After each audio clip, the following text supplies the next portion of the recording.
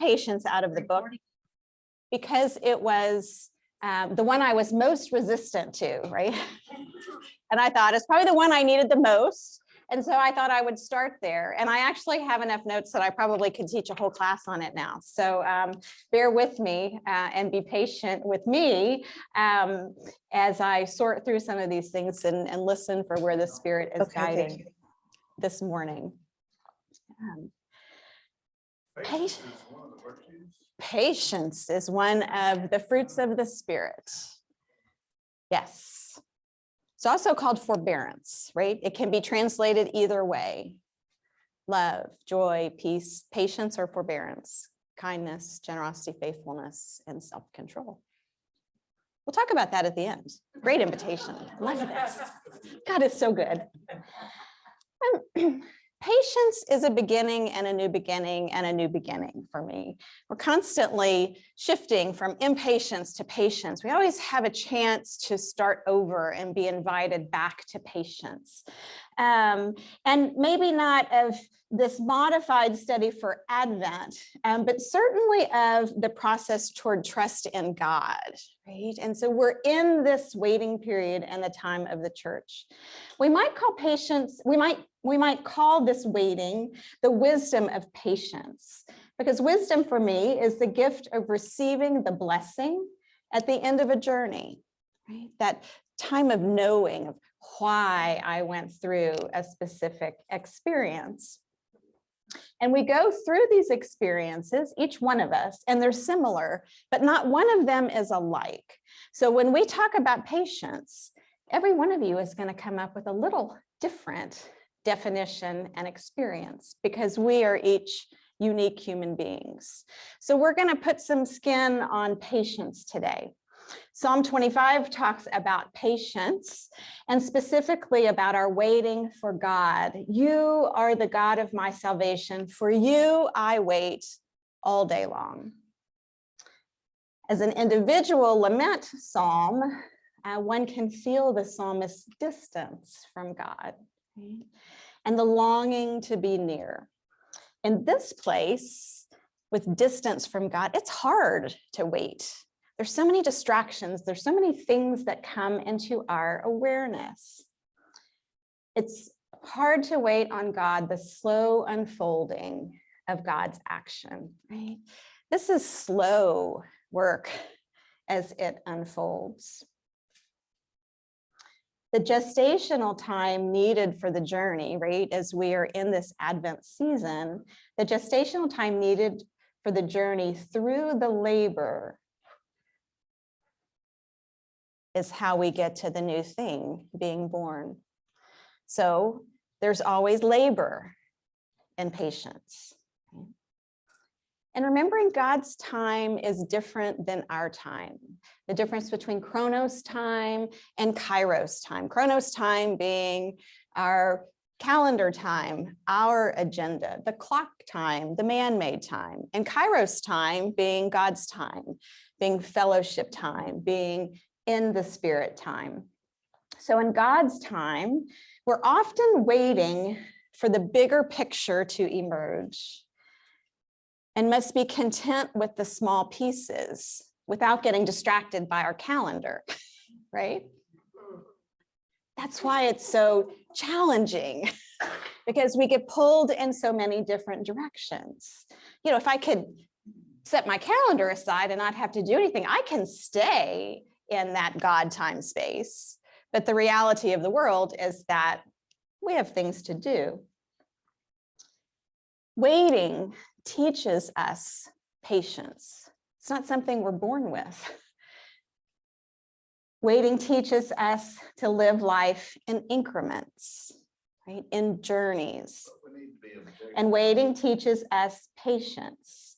Waiting teaches us to measure our progress slowly, right? We want to take big, giant steps forward, right? Mother, may I take a giant step forward? Yes. But we need to be objective in our waiting. We need to have something, the goal at the end of it. We can. So you need to repeat it for people online. Oh, we need a goal at the end of our waiting. Some of us do. I would call that an outcome, right? But when the outcome begins to distract us from the waiting, then all of a sudden we've let our agenda block our patience. And we are now in control and not letting God be in control. So we can have goals and we can have outcomes, but at times we'll find that we are now leading and controlling toward that goal and that outcome that may or may not be patient. Right? That depends on the individual circumstance. But if we find out it's us and it's our control, we're not being patient and listening for God. Ellen. So you're saying that. Yes. So you're saying that this whole patience thing is really like a God thing? So Ellen asks, is this patience thing really a God thing? And the answer is yes. The patience thing is a God thing. We are inviting ourselves to wait, to discern in that waiting what God's invitation is for us in any given circumstance, right? And we have a foot in both worlds, right? We have a foot in our kingdom world, in the kingdom of God, and we have a foot planted in this world, and we have things to do.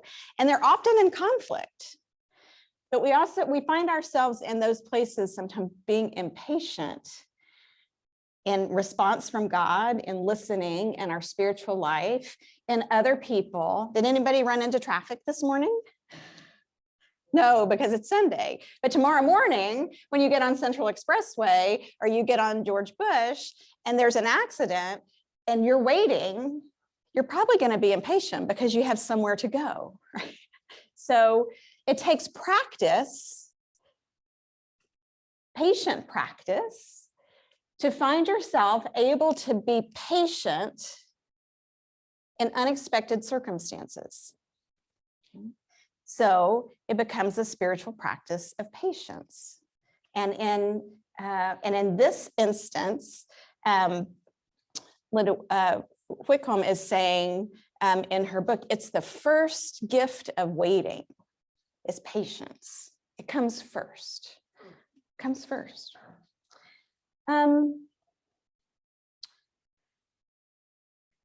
Waiting teaches us to measure our progress slowly. There are individuals in this world, addicts and alcoholics, that will tell you their knowing and recovery, their waiting and recovery takes place one day at a time. And I want to expand this idea of addiction to all of us, right? This is a spoiler alert. We're all addicted to something.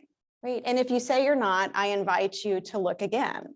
Now, it might not be a chemical addiction, but it could be, say, fitness. I can tell you I was addicted to running at one point in my life. I was addicted to tennis at one point in my life. I've been addicted to Candy Crush. I am addicted to coffee, right? There are people who are addicted to their work. And addiction and the idea that it's unhealthy for you and it's out of balance and it's keeping you from being whole and complete and at peace, right? And that is his idea of where we are moving toward this. So patience with our addictions and the addictions of others is tending gently with ourselves to be able to change our habits one moment at a time. So it's bringing the lens into this moment and practicing the presence, which brings us to patience, instead of, oh, I can do this for the rest of my life, right? Because that is the myth and the fallacy that is going to lead you to not be able to choose something different than your addiction.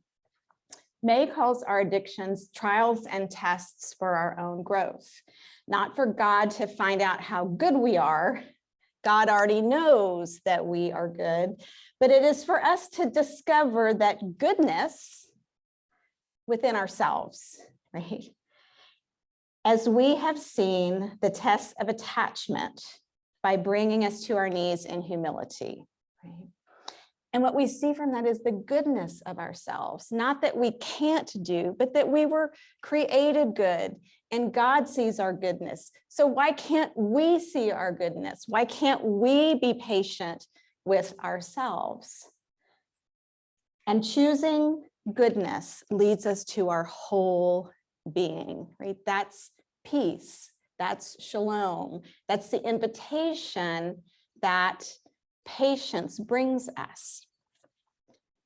Ella. You said something about, in that last little section, Uh-huh. you said something about practicing the presence. Yes. Would you say more about that and patience? And the day, like the daily recovery from attachments. The daily recovery from Yeah, attachments. and Right. practicing the presence. So patience can only be in the present moment, right? If we're pulled into the past, we're monkey mind remembering something that is pulling us away from the present moment. And that's not patience. That's not being patient with ourselves. It's an old narrative or an old experience, and our monkey mind is going and we're on the gerbil wheel and we're saying, I shoulda, coulda, woulda done this. And that's not presence. That's not the moment. And that's not patience, right? In the future, right, when we're so focused on the outcome, oh, I have to do this. I have to do that. I need to do this. I should do this, right? We're back in that, on that gerbil wheel again. Coming back to the present moment is the place that we can be patient with ourselves in this moment. And so we can choose without the history of the past and without the outcome of the future, we can choose in the present moment what is the way forward for each one of us, right? And that is hopefully face-to-face with God, right? And God's desire for us and our desire, right? And so that is called practicing the presence. When you find that you're in the past or that you're in the future, bring the lens in to the present moment and notice, am I patient with myself? Am I not patient with myself? Am I patient with my coworker? Am I patient with my family? If I'm not, then what is the invitation to invite patience into that particular moment, right? Again, gently, and not with judgment, but with curiosity. I wonder why I got impatient in this moment. I wonder why, or I wonder if something triggered me because of a certain circumstance and I got pulled out of the present moment. Very significant. Patience is the ability to choose our goodness with our whole being, right? Wholeness is important. Wholeness, back to shalom. I know if you're in here with Ellen, you hear that constantly, that shalom and that peace and that wholeness of being, that is God's desire for us. God wants us to see ourselves whole and complete and good. So there are 4 different areas that Whitcomb in her book looks at with patience. And she says, patience means trusting there's no quick fix, right? We're not trying to fix ourselves or fix somebody else in patience. And patience invites us to trust the fullness of God's time, right? We'll spend a few minutes on trusting the fullness of God's time. And patience opens us to active waiting, right? There's a predisposed idea or assumption that patience is passive. We're going to look today at the idea that patience is active. It's not passive. And patience gives us time to be available to others. And not just available to others. I think patience is meant to be lived in community. I think when we're outside of community, we become very impatient with ourselves and we try to do it on our own. And I think this idea of patience is all about community. And this kind of waiting, yes. So can you not have goals and be Sure. patient? You can have goals and you can be patient, right? It is a balance, right? It becomes a balance of Well, especially for work, you have to set goals. When I was in chaplaincy, I had to set goals of what that was going to be. There are goals that that session sets for a church, right? There are all kinds of goals and goal setting and things that we do. Dwayne. Dwayne Rockwell. I had a question. So you talked a little while ago about having 1 foot Mm-hmm. in this realm, 1 foot in the spiritual realm. Is it okay if you just dive in to one or the other and spend some time? Hopefully it's the spiritual realm. Mhm. And it's a little easier to be patient if you do that. For example, if you go on a retreat or something, say, I'm going to leave that place alone. Right. I'm going to go here. You really spend time really be patient. Right?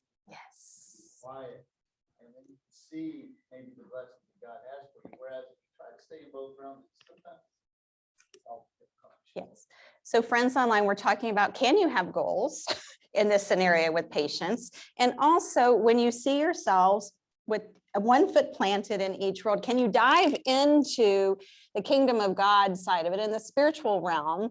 And not that you're leaving the other behind, but can you be out of balance on that side sometimes? So balance is tricky, right? So balance doesn't have a formula, right? If balance had a formula, whew, we'd have it easy because we could just follow the formula and then we would know how much we should put on this foot, how much weight goes there, right? Or if we shift the scale and there's more weight on the other foot. This is where discernment comes in. I can give you a whole lesson on discernment, but the key here is freedom, right? If you don't have freedom in one of those worlds, you need to seek freedom first before you can discern what you're supposed to do. Because if you're connected or tied to something that has an expected outcome, you were going to choose that outcome every time and not God, because you're not free to let that outcome or to let that goal fail. If I'm tied to that goal and it has to happen, and I'm in the real world, right? I can't shift back into the kingdom world because all of my attention and focus is in the real world. Now, is that a bad thing? No, but let's name it. And the awareness is, this is where I have to be today. Now, if you find yourself there 364 days out of the year, then you're out of balance, because there are things we have to do in this world. I think the invitation becomes, how do I bring the kingdom world into the workspace world, right? And then I'm drawn back more toward balance. How do I invite patience with my coworkers or with my family or with the organization or the system that I'm working in that brings more deep breath, more attention to the fruit of the spirit and the understanding of that's where God's wanting me to do this work. Is that helpful? Okay. Our society today wants us to believe there's a quick fix for everything, right? Let's just put that myth out there and just set it aside, right? This work is not about fixing. If anything, it's about embracing and welcoming. I'm sure you got that from Deanna last week. I wasn't here, but I'm sure she talked about welcoming and being compassionate with yourself and with others, right? And that takes patience, because sometimes we don't want to welcome it. I don't want to welcome pain because it's painful. I don't want to welcome conflict because I run away from conflict, right? I didn't want to welcome patience, but I learn more about it and I'm more patient with myself when I look at my tools and resources. Holly Whitcomb speaks about and tells a story of the relationship between Dr. Remen and Dr. Smith. And I think it's a really important story to tell. Dr. Remen is a doctor, counselor of the chronically ill and dying, and she's had Crohn's disease for over 50 years. And now there's this onset of new symptoms, and she's very discouraged. She's frightened with these new symptoms, and her medical system has failed her. They've said, there's nothing we can do for you. We don't really see anything different going on, but she feels it. And she recalls a colleague, Dr. Smith, that is out of her HMO. She knows that there are very limited resources, but she thought, I need to give myself the gift of just giving him, of trying to talk to him and see what he thinks. And she goes, and he gave her time, and he listened to her, and he showed genuine concern. He was patient with her as she shared her story. And she was able to share her fear. He made space for her tears. I don't know the last time you cried in your doctor's office, but he made space for her tears. He was very patient with her. And he reached out his hand and said, I'll be here for you, right? And he said, we will wait together to find out what is going on, right? That is the essence of patience and what we're looking for here. We will wait together. And several months later, there was an X-ray that revealed a deep abscess in her abdomen that didn't show up on any scan. And he was there to do the surgery. And it was the completion of the journey of waiting together. Right? If it was a fix-it situation, like the rest of our medical care team wanted to do, and they said, we can't fix it, we can't fix it. And that was the end of the conversation. But when we invite patience into this and waiting, patience and waiting together, there is now there is now a solution. There is now an opportunity for her to be heard, to be healed, and to get back to a life that is full. When we have to wait without knowing the answers, without knowing what's ahead, right, we're nudged into a new perspective. So waiting without immediate solutions, right, can either frustrate us, right, that's one option, or it can nudge us toward a different solution, a different perspective, to let go of it being a quick fix, right? We already know we want to take that off the table, and to grow into patience. So great questions to ask in this quick fix space, right? How is the waiting teaching you patience? What would you like God to show you about patience or impatience? Or what wisdom would you pass along to a younger person? Right? These are great dialogue conversations to have with God when you notice, I want to fix it, right? Take that myth off the table. We're not in the fixing mode. We're in the relationship mode with the holy and the people around us, right? How is the waiting teaching you patience? How would you like God to show, what would you like God to show you about patience or impatience? And what wisdom do you have to share with a younger person? Any questions about that? Okay, patience invites us to trust the fullness of God's time, not our time, right? If it's our time, it's our agenda, and we are not being patient. Have you not known? Have you not heard? The Lord is the everlasting God, the creator of the ends of the earth. God does not faint or grow weary. God's understanding is unsearchable. God gives power to the faint and strengthens the powerless. Even youths will faint and be weary, and the young will fall exhausted. But those who wait for the Lord shall renew their strength. They shall mount up with wings like eagles. They shall run and not be weary. They shall walk and not faint. Isaiah 40. It is very hard to wait. Does anybody find it easy to wait? I would love to be enlightened. Okay, just making sure. Always open to learning.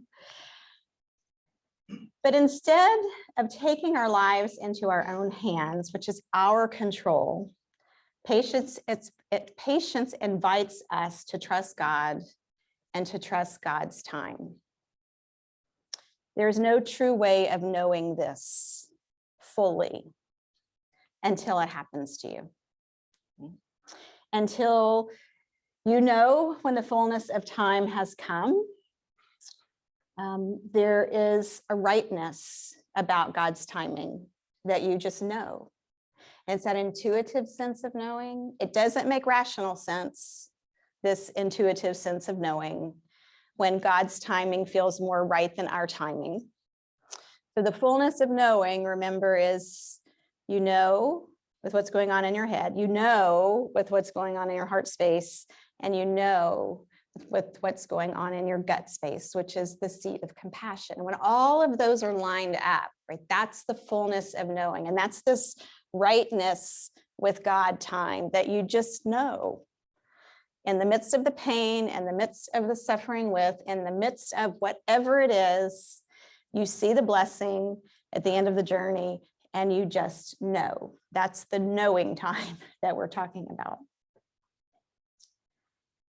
It's interesting to me that here we are in Advent, and this idea of knowing shows up in Mark at the very beginning. After John was arrested, Jesus came to Galilee proclaiming the good news of God, saying, the time is fulfilled and the kingdom of God has come near. Repent and believe in the good news, right? Mark 1:14 and 15. We don't get the birth narrative in Mark.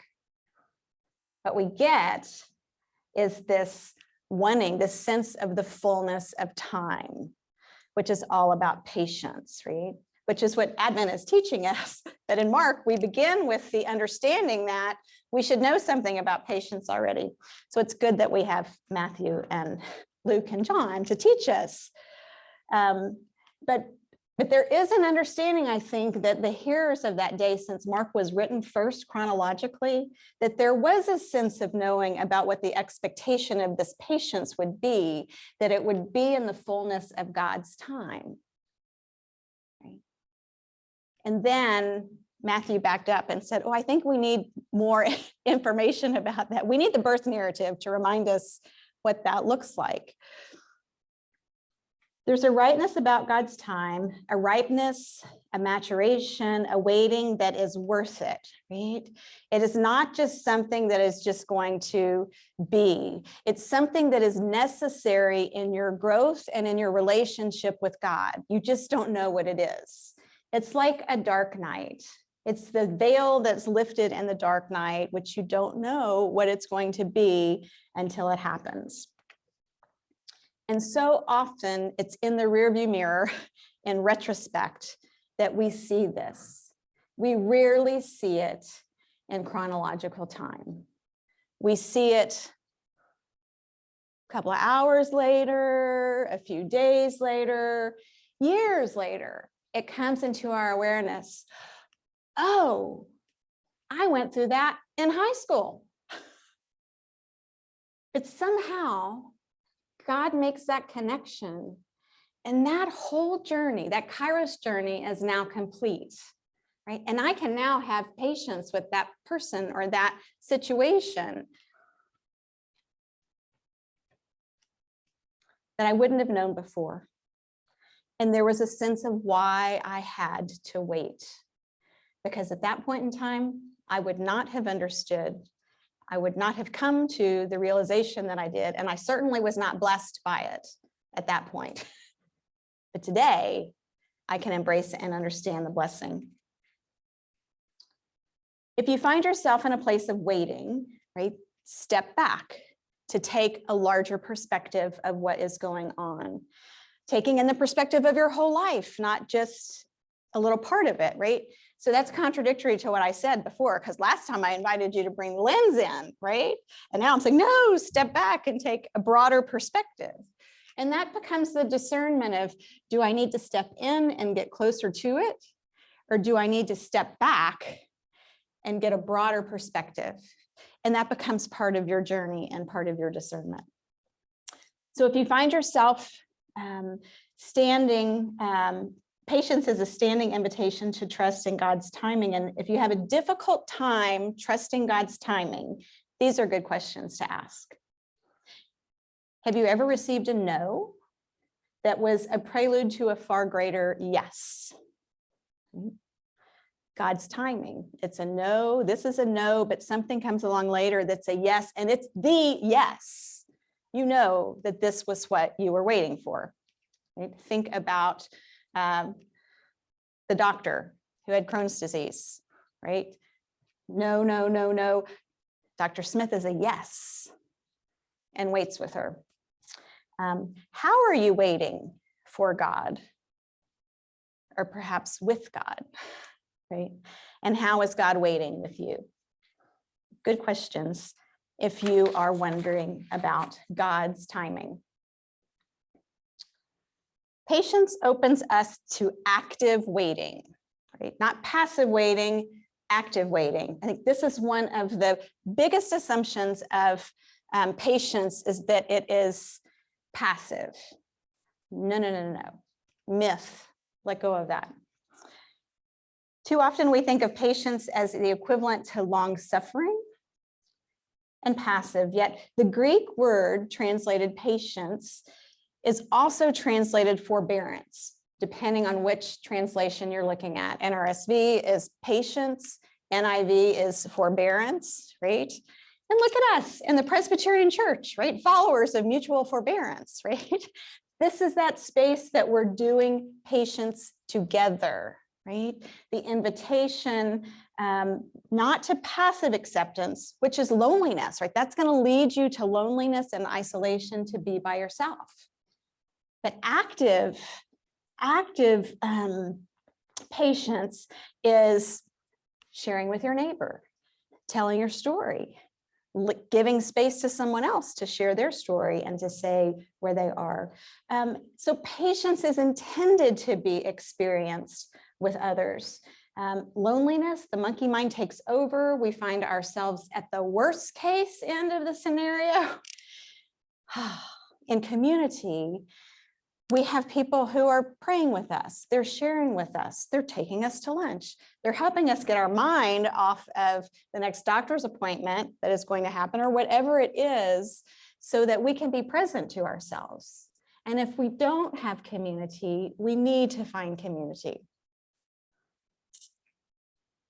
Henry Nouwen, master spiritual director, professor, priest, and his colleagues write, true patience is the opposite of passive waiting, in which we let things happen and allow others to make decisions. Patience means to enter actively into the thick of life and to fully bear the suffering within and around us. Patience is the capacity to see, right? To see and to see and to see. Right? Hear, touch, taste, smell as fully as possible the inner and outer events of our lives. It is to enter our lives with open eyes, ears, and hands so that we really know what is happening. Right? We embrace in real time the reality of what is happening. Patience is an extremely difficult discipline, right? Even the masters say it's difficult. So we find ourselves in very good company.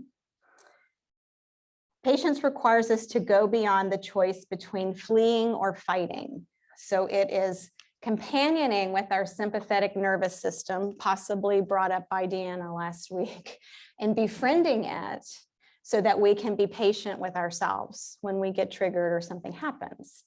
And I think about the patience of Mary, right? She did flee kind of to Elizabeth, right? And what she found there was a compassionate listener, right? As the babies jumped in the womb when they met each other, there was provision of a time and space to let that sympathetic nervous system settle down after fleeing and to provide patience for one another, because that's not what she was getting at home.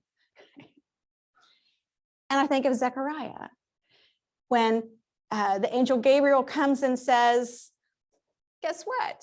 You and Elizabeth are going to have a child, right? Abraham and Sarah all over again. No, we're not going to have a child. We're old, right? And because of his disbelief, the angel took away his speech until John was born. And he's a priest.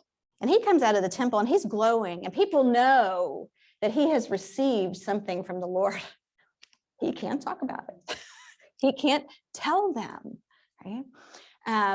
perhaps an imposed patience for a while, but that was necessary. And that was a gift in the end because it kept Jesus safe. It helped him understand what this prophecy was about and what was going to happen. And the length of the journey, and not just in that moment, and how significant that is. Like, we want to do it like this. Just let me know, let me do it, let me get it done. Got my to-do list, it's good. When we really need the length of the journey. And that's what patience provides. Also a learned behavior.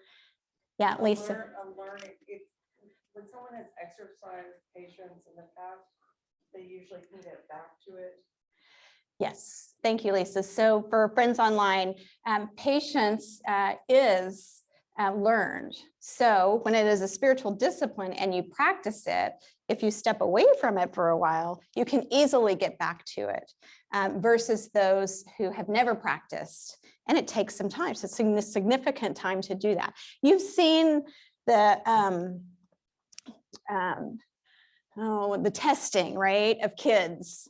And they bring the kids in and they're gonna say, we're gonna come put something in front of you. And if you leave it there, right, you'll get 2 of them. They'll put a candy bar in front of them. If you leave it here and you don't eat the candy bar, when we come back, we'll give you 2 of them, right? They're trying to teach them patience, right? And some of the kids can sit and not eat the candy bar because the outcome is they're waiting for 2 candy bars and not 1 candy bar versus the one who just eats the candy bar right there. Now, not sure that might be teaching outcomes and not patience, but this was a patience study and they say that it brought more patience long-term as they grew up. So, and overweight, right? You're teaching, that's right, teaching snacks. Like if they did that with broccoli, like you can just keep bringing the broccoli. That's okay. I don't want the broccoli, yeah. Patience means overcoming the fear of a controversial subject, right? So it is not just about, ourselves and our bodies and what's going on in our medical lives and with our families. And it's also about religion and politics and how we're patient with one another in discussions when the topics come up and you say, oh no, are we going to go here? And my discernment is it going to do more harm than good to go there? Because if it is, I'm going to say, we'll save that for another day, right? Or we'll take that offline, or we'll do something different. But if you really are patient and you can enter that conversation without it harming you or without you projecting harm on someone else, that's the time to be in this controversial topic. It means welcoming sincere criticism and evaluating changing conditions, right? So if our outcome shifts and changes from someone else's perspective, patience is listening to what that shift in the outcome might be and discerning how that might change. So good questions. If you're invited to active waiting, have you been empowered by active waiting before? And what was that memory like? Is there a situation you could wait more actively today? Okay. And what could you do to participate in the waiting more fully? Barbara. Yes. Barbara's grandmother's words of wisdom, God does not punch a time clock. That's right. God does not punch a time clock. And I find that out at 3 o'clock in the morning when I wake up and there's something on my heart. And I'm like, really, God? You couldn't wait till 5 or 6, and that's right. It's not God does not punch a time clock. And then the last, patience gives us time to be available to others, right? This is back to that patience in community. As we are able to learn patience for ourselves, we also are being patient with God, and we're being patient with others. If we can't be patient with ourselves first, it might be easier to be patient with others first. And once we learn to be patient with others, we can become patient with God and become patient with ourselves.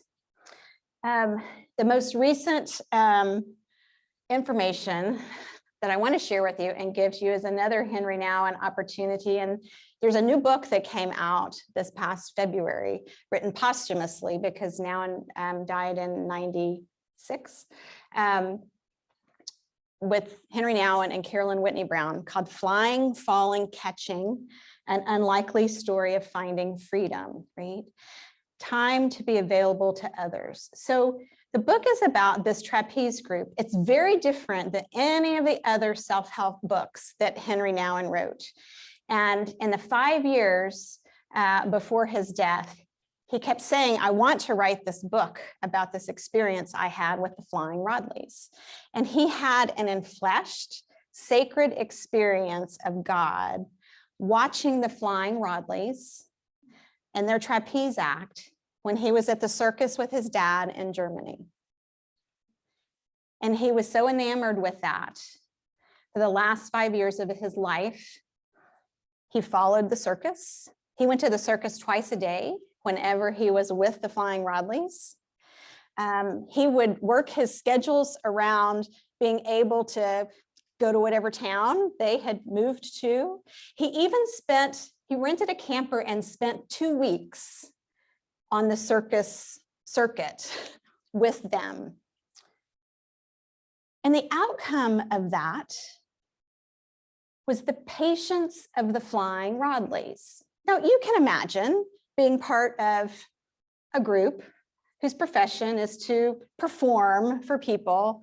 And there's this tall, gangly, untrapezed guy that's wanting to ask all these questions and wants to interrupt the debrief sessions and wants to come hang out and wants to ask more questions, right?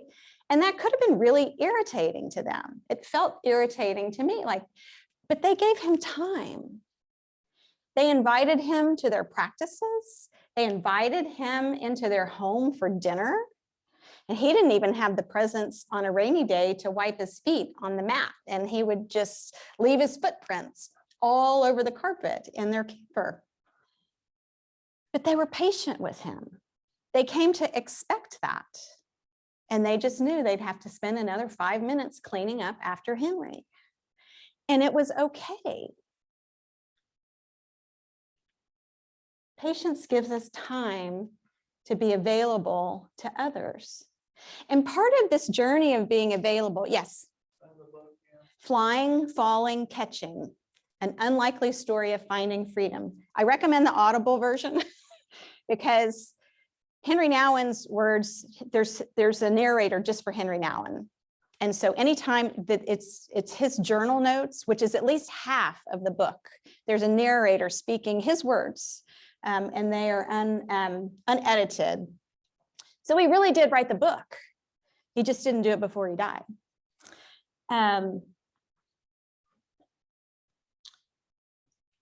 They gave him space to teach him the theology of flying, falling, and catching, of this making space to be available to others, right?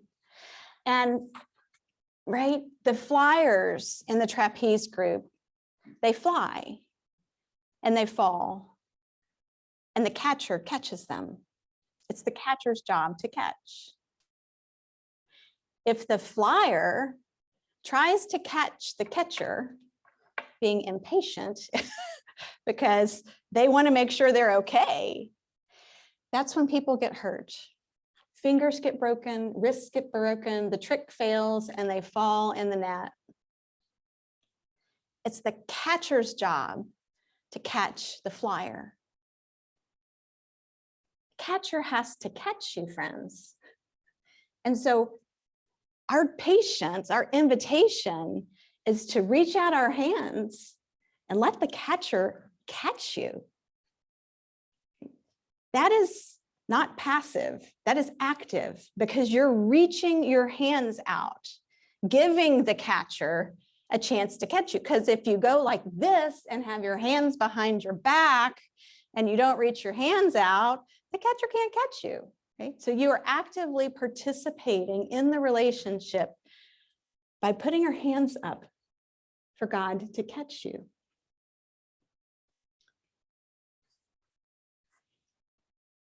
The Flying Rodleys gave Henry Nouwen the gift of understanding that the enfleshed journey is letting the catcher catch you. That is what the human experience is about. So good questions to ask for patience to be available to others.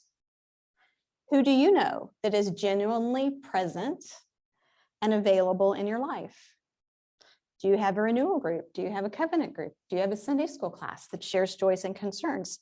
Look around you and look where you don't have a group of community genuinely present and available to you. How are you available to others? What obstacles get in the way of your availability? How are you available to God? And how might waiting help you be more available to others? So if you get Whitcomb's book, these questions are in there. What I want to leave you with, and then I'll answer any questions, is this idea of patience as the fruit of the Spirit. Thank you for starting us off that way. Patience is a fruit of the Spirit. And I'm beginning to believe more and more that the fruit of the Spirit is a progression of our growth and relationship with God.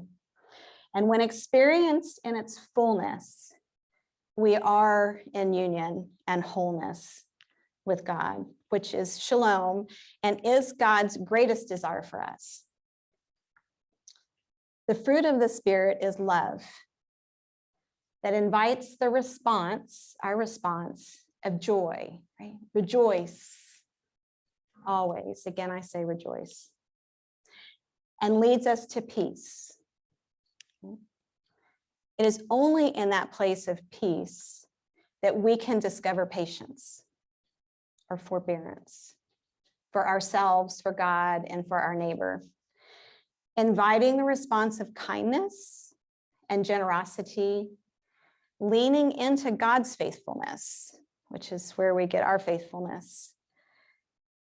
And this is where we choose self-control. Okay?